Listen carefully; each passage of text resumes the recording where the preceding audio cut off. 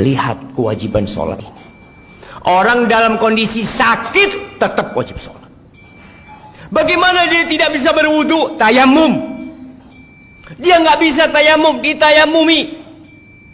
Bagaimana kondisi tubuhnya penuh dengan najis? Bersihkan. Karena ada orang-orang ketika sakit masuk rumah sakit, sepekan, 2 pekan, sebulan, tidak sholat. Keluarganya tidak mempedulikan sholatnya dia. Keluar. Sebagian mengatakan, nanti kalau saya sembuh, saya akan sholat. Siapa yang menjamin engkau keluar dari rumah sakit sembuh? Meninggalkan sholat itu dosa yang lebih besar daripada zina. Lalu sebagian kita mereka sholat yang 5 waktu, merasa udah jadi orang baik karena dia tidak berzina, dia tidak main judi, dia tidak minum khamr, tapi dia tidak sholat.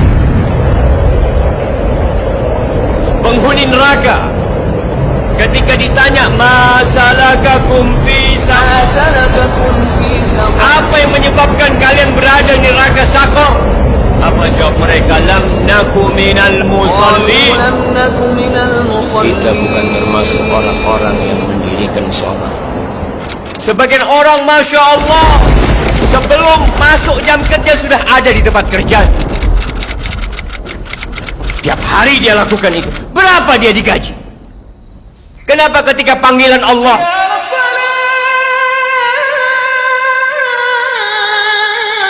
tidak peduli untuk datang ke rumah Allah?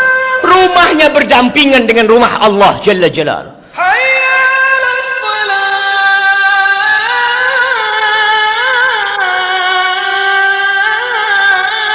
Apa yang kau cari dalam kehidupan ini?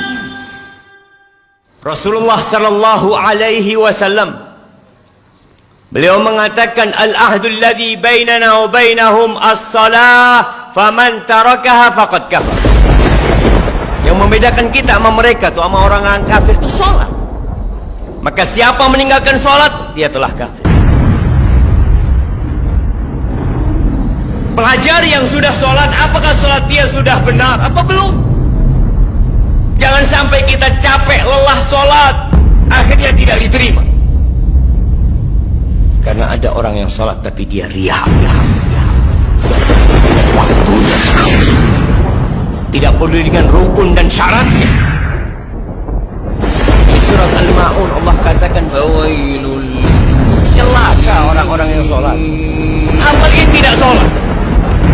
Kata Rasul sallallahu alaihi wasallam, inna rajula la yusalli salata 60 sana.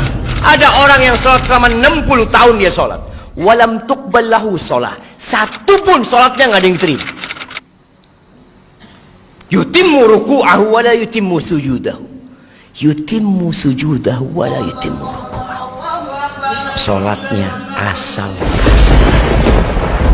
sujudnya sempurna, rukuknya nggak sempurna, rukuknya sempurna, sujudnya nggak sempurna.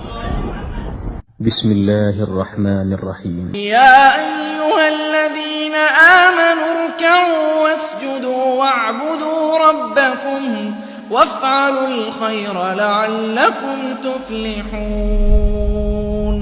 Sesungguhnya perkara yang pertama kali ditanya oleh Allah Azza wa Jal kelak di hari kiamat berkaitan dengan salatnya. Awwalu ma yuhasabu alaihi al-'abdu yaumal qiyamati salatuh. Seorang hamba di akhirat yang pertama kali dihisab dari amalannya adalah salat. Apabila salatnya baik, baik seluruh amalannya. Namun apabila salatnya rusak, rusak seluruh amalannya. Dan sebagian kaum muslimin melalaikan salat, bahkan meninggalkan salat yang meruntuhkan agamanya. Sebagian lagi salat hanya Jumat saja, bahkan sebagian juga hanya salat di bulan puasa saja. Mereka yang meninggalkan salat dengan sengaja, sesungguhnya mereka telah terjerumus ke dalam kefasikan yang nyata, dan ditakutkan mereka akan terjerumus ke dalam kekufuran. Ikhwatal iman, bainar rajuli wal kufri wasyirki tarkus salah, faman tarakaha faqad kafar. Pembatas antara seseorang dan kesyirikan serta kekufuran adalah salat. Barang siapa yang meninggalkannya, jatuh dalam lembah kekufuran.